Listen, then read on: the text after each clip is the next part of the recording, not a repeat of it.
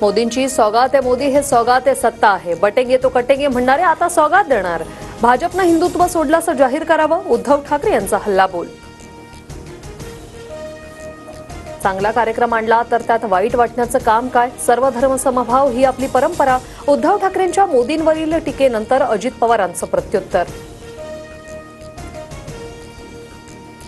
शिवसेना एकच बाकी आहे ती गद्दार एसनची सेना. उद्धव ठाकरेंचा एकनाथ शिंदेंवर निशाणा, तर बदनामी झाल्याचं त्यांना वाटतंय म्हणजे ते गद्दार आहेत, ठाकरेंची टीका.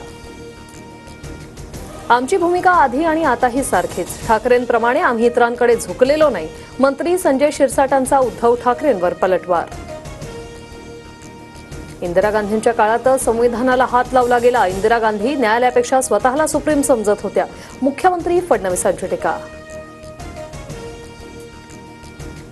अपहरण करून संतोष देशमुखांची हत्या केली. आरोपी सुदर्शन घुले, जयराम चाटे आणि महेश केदारची पोलिसांसमोर कबुली. तर प्रतीक घुलेनं हत्या केलेली जागा दाखवली. झाडाझुडपात लपवलेली हत्यारही पोलिसांच्या ताब्यात. हत्येपूर्वी संतोष देशमुखांच्या अपहरणासाठी वापरलेल्या गाडीचा फॉरेन्सिक अहवाल समोर. रिपोर्टनुसार गाडीवरील बोटांचे ठसे आरोपी सुधीर सांगळेचेच.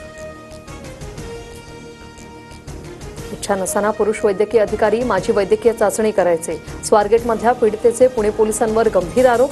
केसमध्ये सरकारी वकील म्हणून सरोदेंची नियुक्ती करण्याची मागणी. पीडितेची बाजू कुणी मांडायची हा तिचा अधिकार. सरकारी वकील नियुक्तीच्या मागणीवर असीम सरोदे यांची प्रतिक्रिया. मनोधैर्य योजनेअंतर्गत तिला अद्यापही मदत नाही, प्रशासन काय करतंय, सरोदेंचा सवाल. वकिलांच्या मार्फत कुणाल कामरा खार पोलिसांच्या संपर्कात, सूत्रांची माहिती. कामराला 31 मार्चला जबाब नोंदवण्यासाठी हजर राहण्यासाठी दुसरं समन्स.